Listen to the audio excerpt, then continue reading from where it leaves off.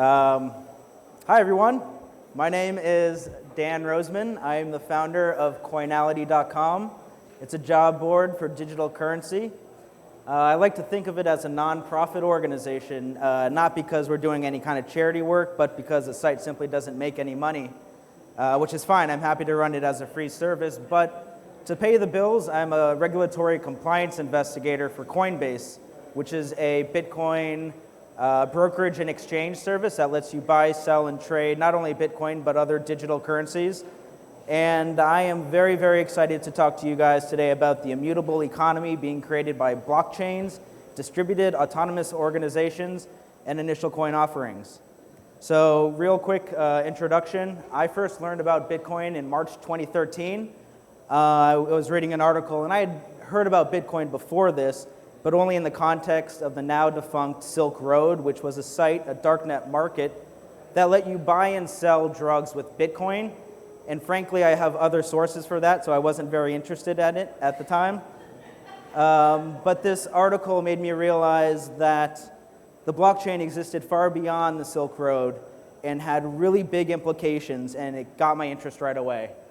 So I started Coinality in September 2013. I started it with the goal of finding software developers to help me build some projects that I had, some ideas that I had, some use cases for this blockchain technology.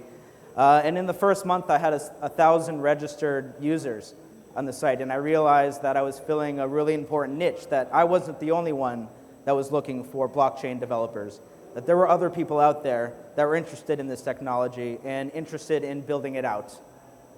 So I stuck with it.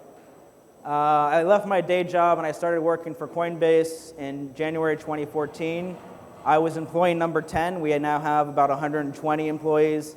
So it's been really cool to see such a small startup grow into such a large, what we are now, a financial institution.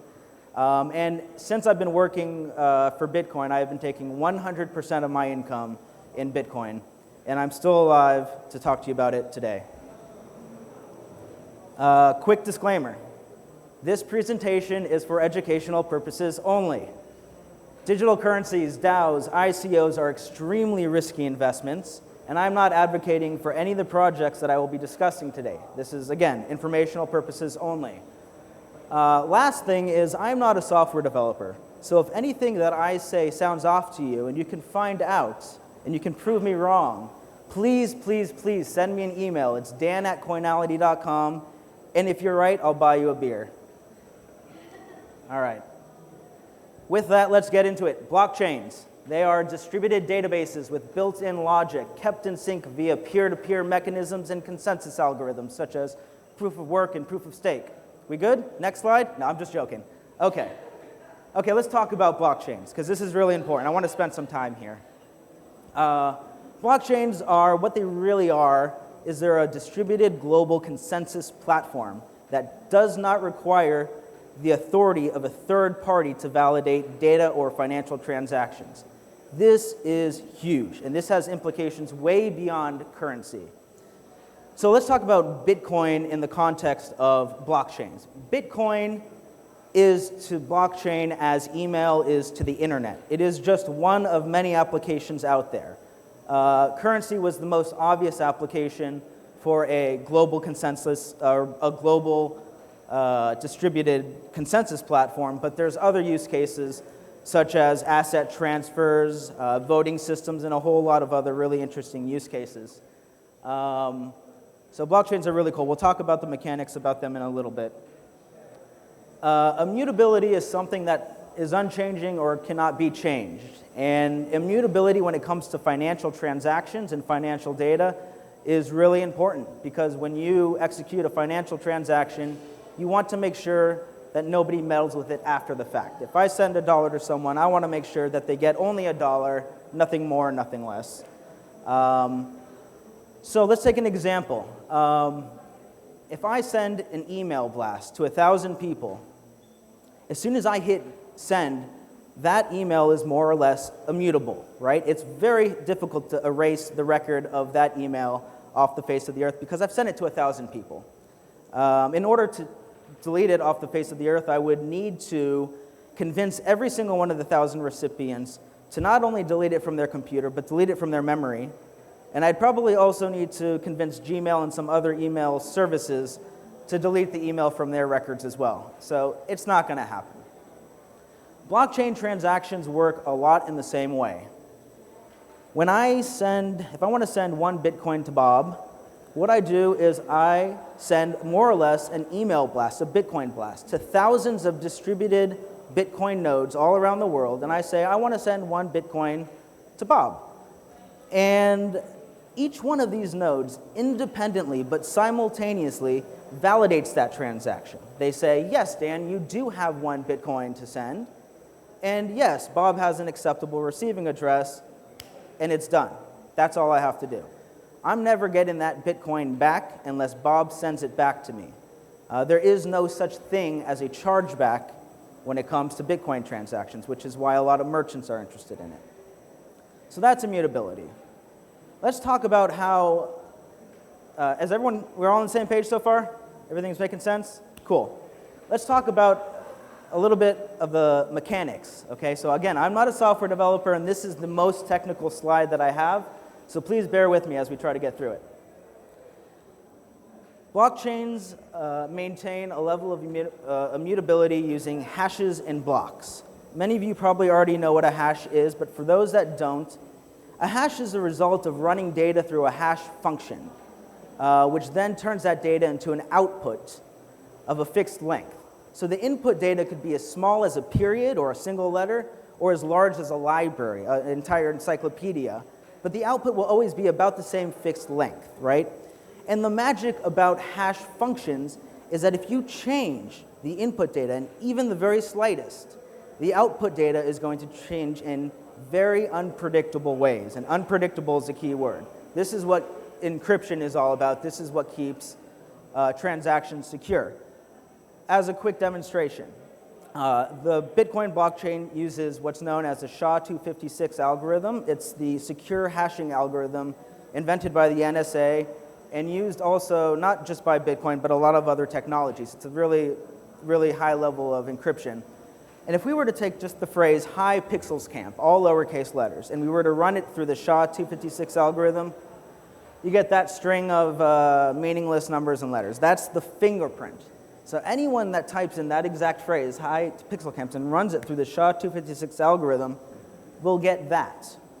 Now let's say I add a little enthusiasm and I add an exclamation point at the end. You'll see that the fingerprint changes and it's not even close to the other fingerprint, even though the input data are very similar. The only difference is an exclamation point, right? So this has obvious security implications, which we'll talk about in a little bit. Blocks are bundles of Bitcoin transactions that occur every 10 minutes. And each block contains Bitcoin transactions within that 10-minute period. And it also includes a reference to the prior block's hash. And the prior block's hash has a reference to the prior block's hash. And so on and so forth until you get a chain of blocks, aka the blockchain.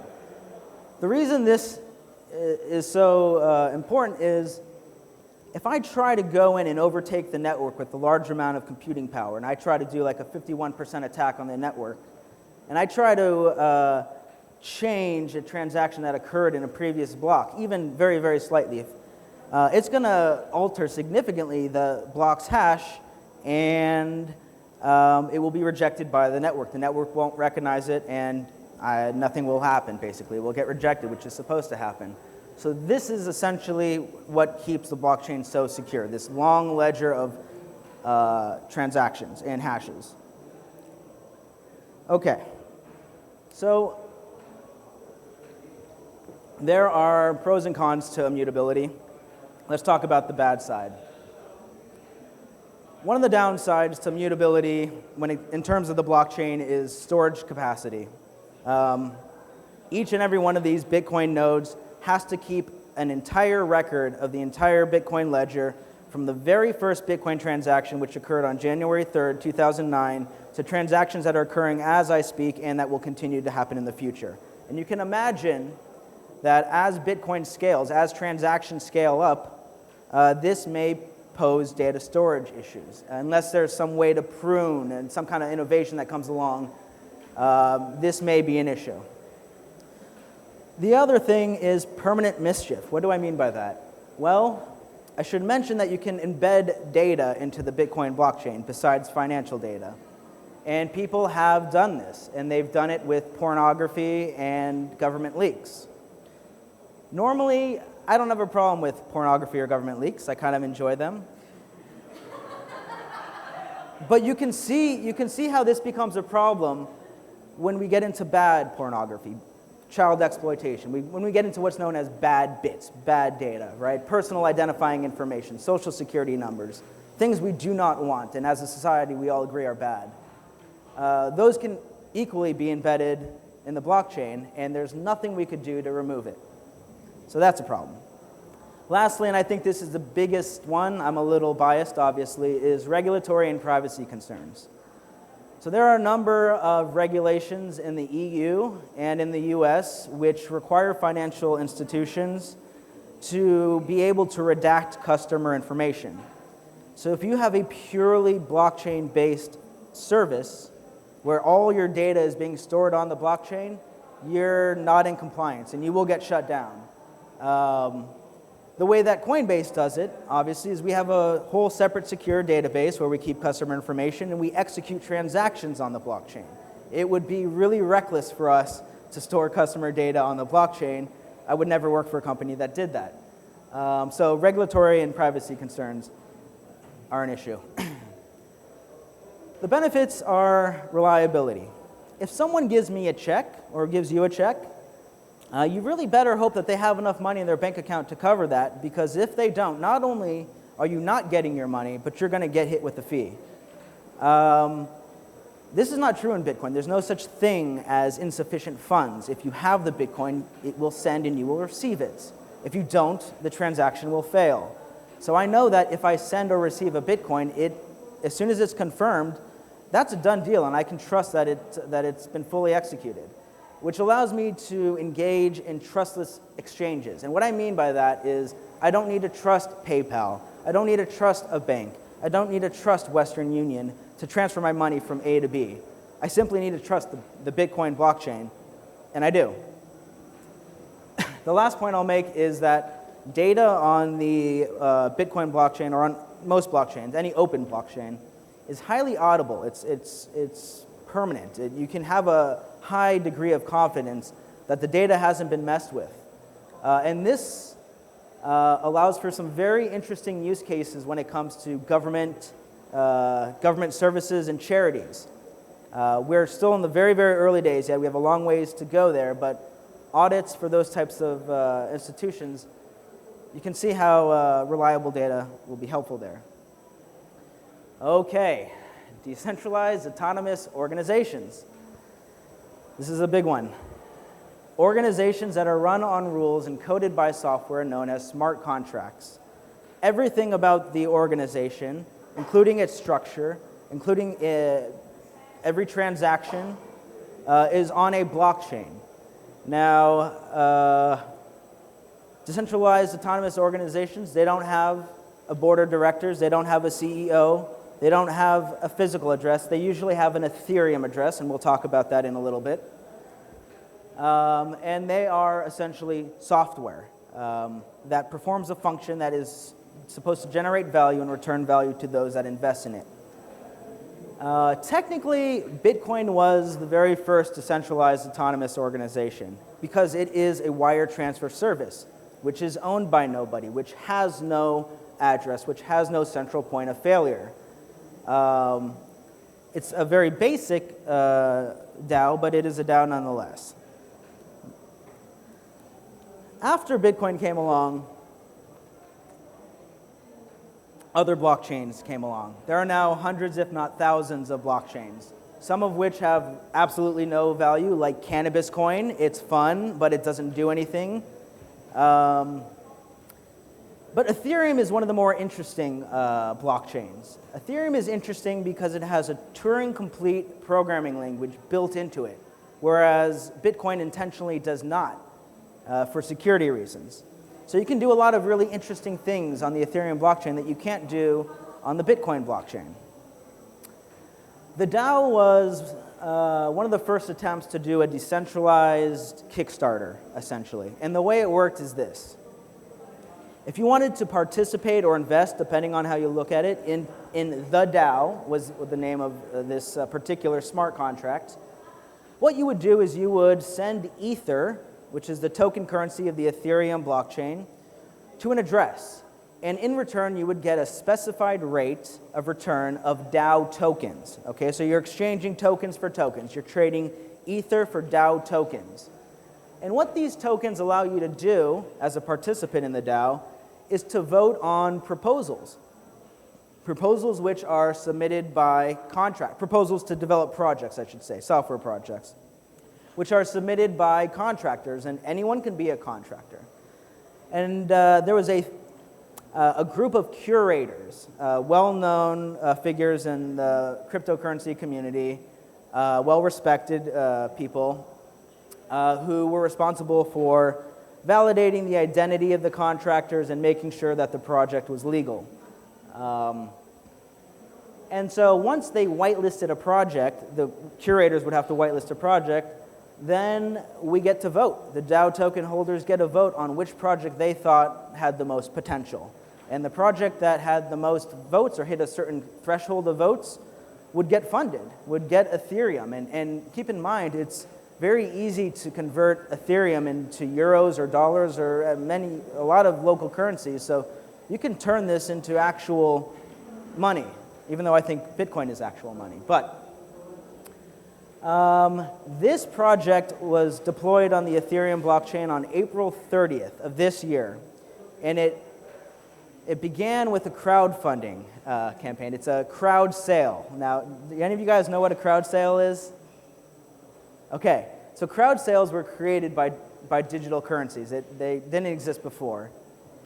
And what they're basically doing is they're selling DAO tokens for Ether. That's the crowd sale part of it. And they raised 11.5 million Ether, $150 million at the time, and actually currently today, from 18,000 investors, one of which was myself, in just 28 days. It was the largest crowdfunding campaign of all time, and everyone lived happily ever after, right? No. Someone very clever was able to figure out a way to siphon money, however you want to call it, from the DAO. Now, I put hack in parentheses or in quotes for a reason. This wasn't a brute force attack. This wasn't a DDoS. This wasn't an external, malicious code injection, anything like that. This was a regular participant in the DAO. This person, whoever was able to siphon $50 million from the DAO, had DAO tokens. They needed DAO tokens in order to execute the attack. So it wasn't really a hack, more like this individual or group of individuals, I think it's one person, found a bug in the code that let them take out this money. Now, I should mention, there was an opt-out function built into the DAO called a split, right? So if I invested in the DAO, but I decided I don't like any of the projects, I want my money back, I could split from the DAO. I could send the Ether that I originally invested into the DAO, and it would go to a separate address and then back to me in my personal wallet, and I'm out free and clear. This was the opt-out mechanism of the DAO, and it was supposed to be for people, again, who had buyer's remorse, more or less. Well, someone was able to figure out how to do a split over and over and over and over again, way more times than they were entitled to, because the way that the code was written for the DAO, it did this. If I executed a split, it would execute the split and then update my balance. Does anyone see the problem there? Right? It's an ordering problem. You update the balance first, always, before you execute the transaction.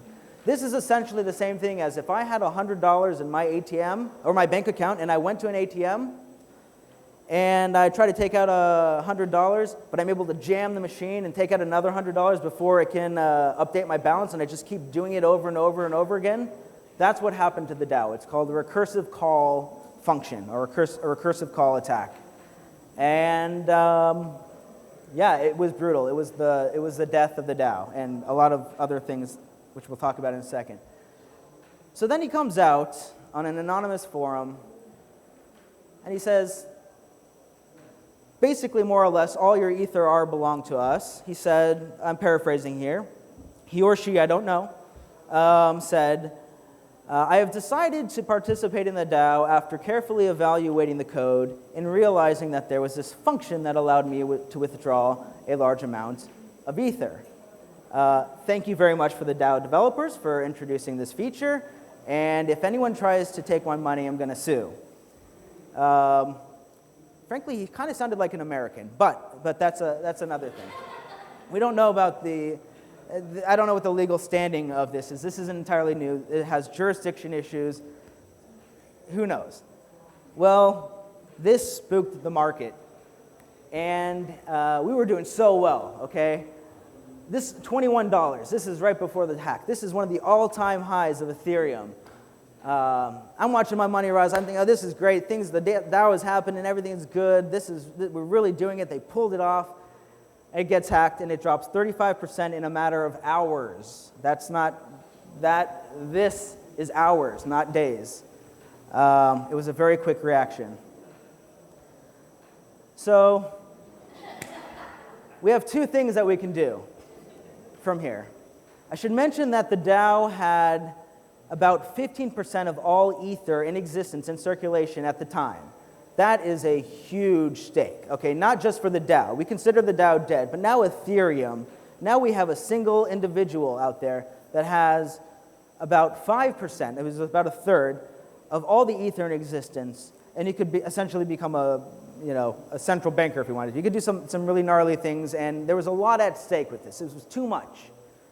So you can do two things. You can do nothing and just say, lesson learned, we need better security testing features for smart contracts. Or you can execute a hard fork, and you can create two Ethereum blockchains. And one is basically two realities, if you will. Okay, this gets complicated. So the community agreed that the best way forward was to execute the hard fork. And what the hard fork did is it reversed the transaction. It took the ether away from the hacker, gave it back to the investors. I got all my money back, but personally, I don't think it was the right move. I was prepared to lose everything I invested. That's what I do when I invest in these projects. I only invest a little bit, as much as I'm willing to lose. And I just thought it was a really interesting thing that happened, and it sucked. And but I wasn't in favor of a hard fork because now we have a branding issue. We have a marketing problem. For anyone that's interested in getting into Ethereum, now they have to choose a chain. Are you with Ethereum or with Ethereum Classic? Okay? Ethereum Classic is the version of the Ethereum blockchain where the hacker gets to keep his money. It is the minority chain right now. It has about 1/10 of the monetary value and 1/10 of the hash rate of the hard forked Ethereum blockchain. And so now you have sort of not only a split in chains, but you have a split in the community of people that are supporting one chain versus the other. This really, again, did more harm than it did good, but it happened, and now we have two Ethereum blockchains. So that's how it was resolved. Okay, so initial coin offerings, last part of the presentation. In the old days, if you wanted to start a business, you had an idea, you wanted to do a project, you would have to go to a bank or a venture capitalist and ask for a loan or investment, which is becoming increasingly harder over time. Banks are tightening their belts. It's harder to get a loan. Venture capitalists aren't taking as many risks. But there's a new way to raise money. And basically what you do is you do what the DAO did. And you do some things that the DAO didn't do, but the crowdfunding part is what I'm talking about. Where you can literally create any token you want. You can set the supply. You can set the introduction rate. You can set every parameter of the currency that you want. You can introduce parameters of the currency if you'd like. And then you announce that we are now selling Dancoin, which, by the way, I did create. Yeah, I created Dancoin, and it lives on that Ethereum address. I had 1 million of them. I gave out some. They are not divisible, unlike Bitcoin, which can be divided up to 8 decimal points. DANs are united, so you cannot divide them. And so basically you do this, and you say, hey, I'm starting DAN project. If you're interested and you want to see DAN, whatever, come to fruition, I'm selling 1,000 DAN for 1 Ether. And so DAN doesn't have any real value, but Ether does. Again, Ether you can convert to dollars and euros very easily. Dancoin has no market value. Maybe one day. So this is how startups in the cryptocurrency space are raising money. They are creating tokens, and they're selling them to the public for Ether, and then they either keep the Ether or they exchange it for dollars or euros, and now they have money to develop their project. And so I'm done talking for now. I'm just going to show you 2 videos. These are both projects on the blockchain that are doing initial coin offerings. I'll start with First Blood. First Blood is a revolutionary esports platform that allows players to challenge each other and win rewards. Now gamers who play popular esports titles can be rewarded for their superior skills in the form of digital currency. The problem with existing solutions is that they are centralized, making them vulnerable to attacks and server downtime. Gamers also rely heavily on a centralized moderator to settle gaming disputes. Even worse, existing companies are in complete control of user deposits, allowing for your funds to be confiscated or stolen by hackers. First Blood's blockchain-based platform eliminates network downtime, verifies game results while automatically settling disputes, and lets users maintain complete control over their funds. These innovations vastly improve upon current esports solutions, allowing your experience to be fully automated, safer, and much more enjoyable. Imagine a global platform where anyone has the opportunity to prove his or her skills and build a career as a professional gamer. That platform has finally arrived. How can you get involved? Join First Blood's Slack channel to find out how you can become a part of our exclusive alpha testing program and the First Blood token presale. First Blood. Play esports and win rewards. So that's a neat concept to monetize esports in a new way. The First Blood ICO actually is already finished. It started, I think, a few weeks ago. And in sort of a wise move, they set a cap on the amount of money that they wanted to raise. They didn't want to get too big. They didn't want to become the DAO. So they set a cap, and they sold out within 10 minutes. Does anyone want to guess how much money they raised in 10 minutes? They raised $6 million in 10 minutes. They raised 500,000 Ether in 10 minutes. This is the fastest crowd sale of all time. It may not be the fastest of all time, but as of today, it's the fastest. So that was a very impressive ICO. If you're ever, again, disclaimer, I did not participate in this. I'm not participating in the other one. These require a lot of due diligence. Don't get excited and just start throwing your money at it. You look into the developers, look into what kind of progress is, go in their Slack channels, do your diligence if you're serious about these. And I'll just show you one last other one.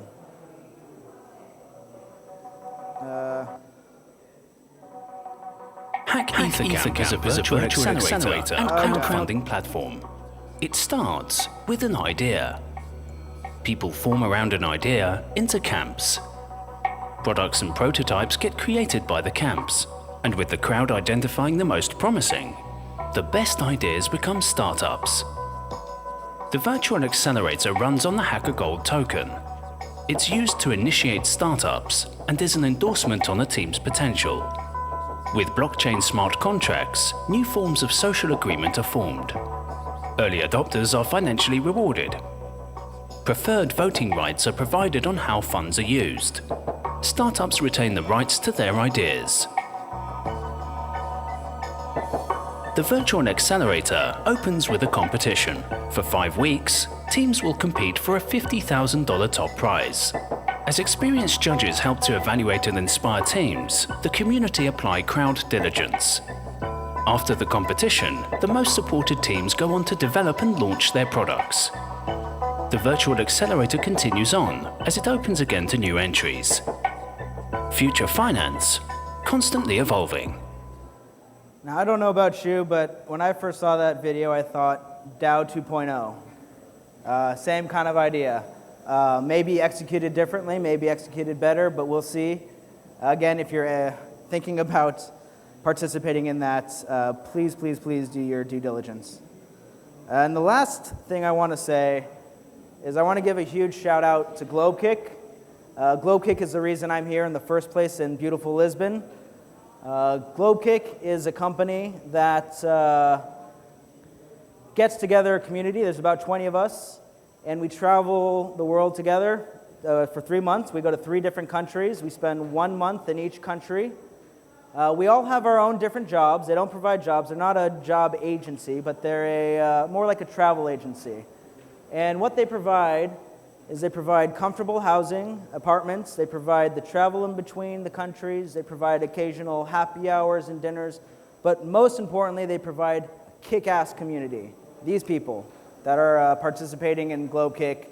And if any of you have remote jobs and want to see the world and you're thinking about it, but you don't want to do it alone, you got to go to globekick.com and check it out. That's the end of my presentation.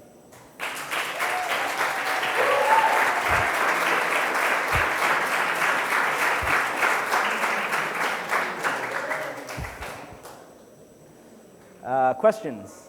Yes. We need a mic. Yep. So in the start of the presentation, you mentioned that you receive like all your salary through Bitcoin. Yes. My question is more like how much of a hassle is it? Because I guess most places where you spend money on don't accept Bitcoin. So Yeah. like how do you manage that? Sure. And how have you seen it change throughout the years? Because sometimes you hear news about, I mean, new shops taking Bitcoin, but it's like Microsoft selling Surface Books. So Sure. So the question, for those that didn't hear, is I take my income in Bitcoin, and so the question is, how inconvenient is that? At first, I won't lie, it was pretty inconvenient. 2014, there weren't a lot of services around to let me spend Bitcoin. There weren't any merchants that were interested in it, and more or less, I had to just liquidate it to pay my expenses, which was easy because I work through Coinbase and I can sell it directly through Coinbase. So that wasn't, that wasn't really using Bitcoin. That was just me, sort of trying to eat my own dog food, so to speak. But since then, a number of Bitcoin debit cards have come out. These are Visa cards that are accepted by any Visa merchant that when I swipe to make a transaction, they're debiting Bitcoin from my account and paying the merchant in dollars, but the merchant doesn't know anything about Bitcoin, and my bank account isn't associated in any way. I have no dollars loaded on the card. It's all Bitcoin, and it just does a real-time transaction. It checks the Bitcoin rate at the time of swipe, and if I buy a $5 cup of coffee, it deducts $5 worth of Bitcoin at the time, which is 0.0005 or something like that. There's a middleman that sits in the middle of that transaction that collects my Bitcoin, converts it into cash, and then gives it to the merchant. So since then, it's been very, very easy. I bought my flight ticket to Lisbon with Bitcoin.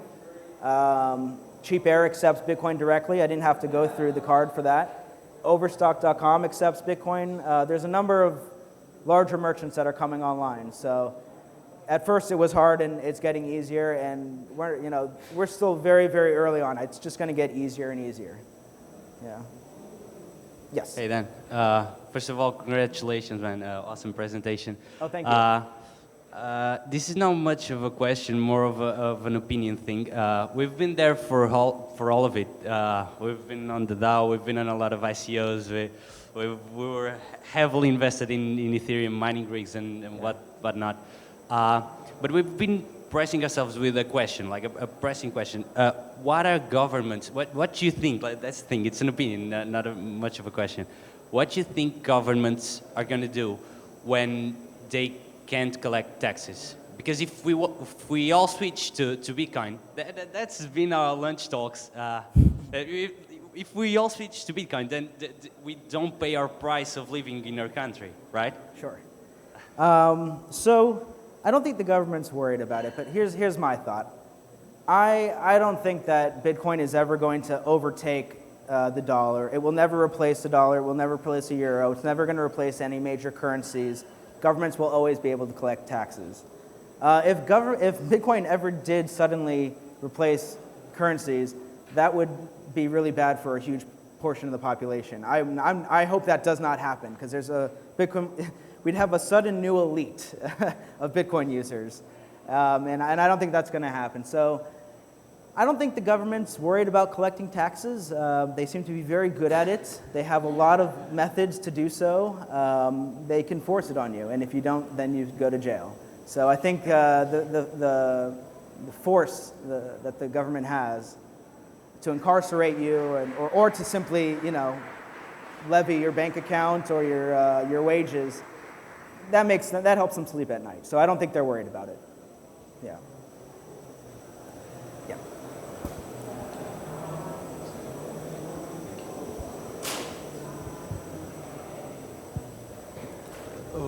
Thank you for the presentation.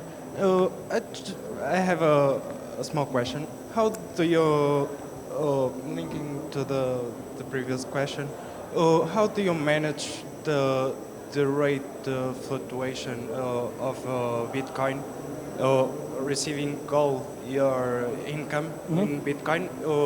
We are used to receive a fixed amount. Sure.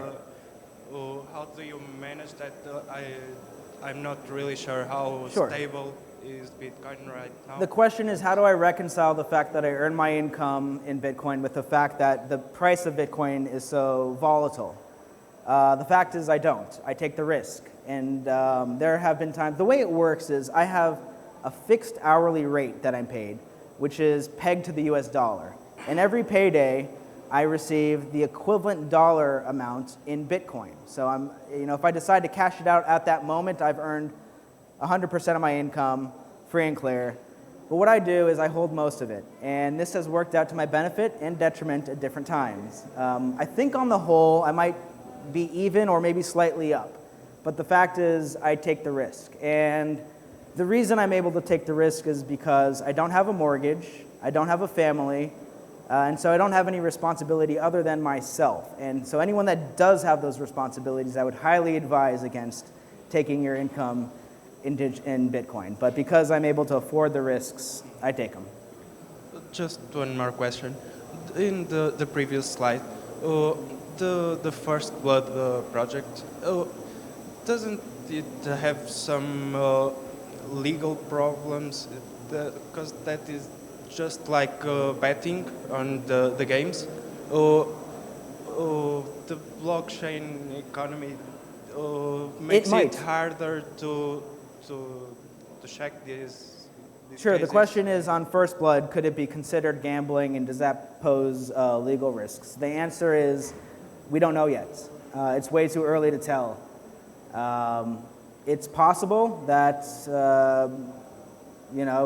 that they could get shut down or have some legal issues, but I don't have the legal expertise to know for sure. Yeah, but there's no mechanism to check these initial coin offerings. Yeah, there's in terms of... When initial coin offering came up, when they did the ICO in 10 minutes. Yeah.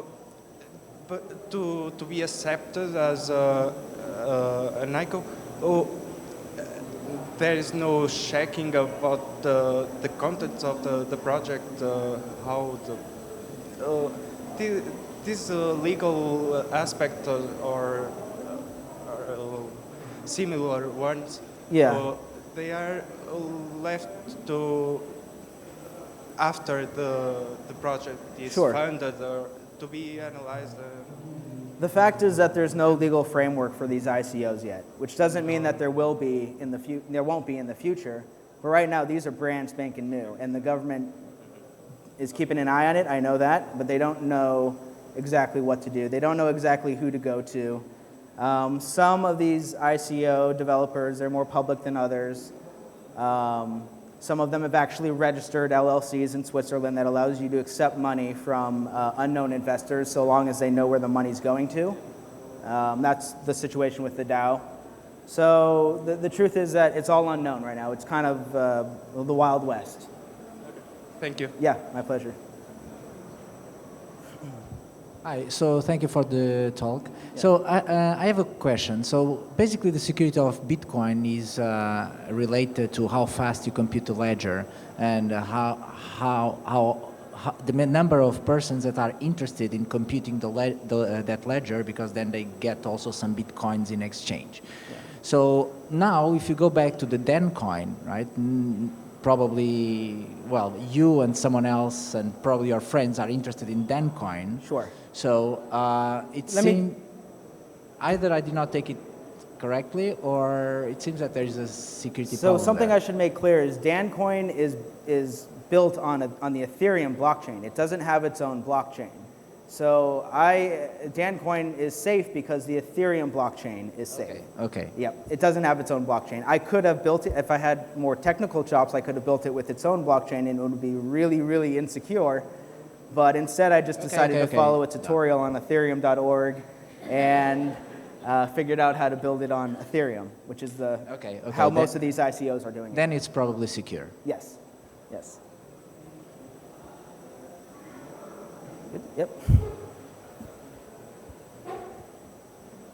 My question is, how does the blockchain handle discrepancies, and how does it protect itself from a 51% attack?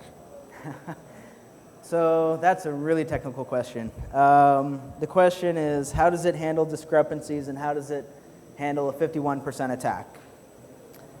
I don't have a great answer for that, to be honest. I would need to do my research.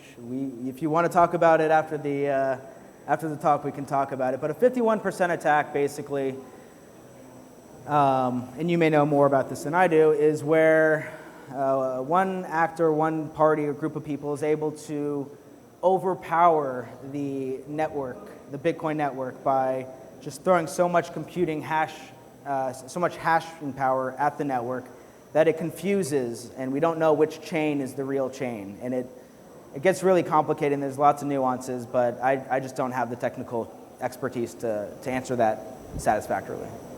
So, but.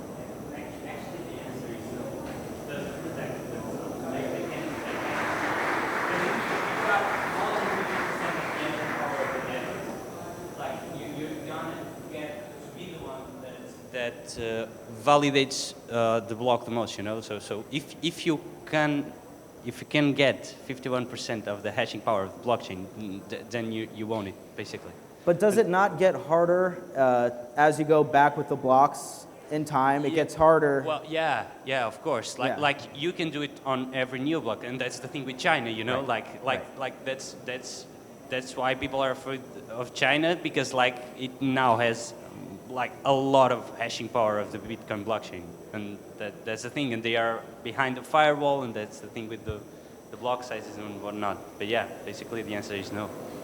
Yeah, they shoot at 3 cents every 10 minutes, but with every new block, you need to reinvent the wheel at 51% will be able. It's like an arms race, basically. Yeah. It's not like you can do it once, you can have to do it continually. Right. And there's a degree of luck, I understand, too, with 51% attacks. They're not, as soon as you get 51%, you don't automatically own the network. It's a little harder than that. I just want to say that that problem of the 51% attack is also based on the proof of work algorithm. So there are other algorithms that introduce other problems, like proof of stake. Proof of stake, right. And they kind of resolve the problem of the 51% attack, but they introduce new other problems, yeah. Exactly. Yeah. That's it. Yeah.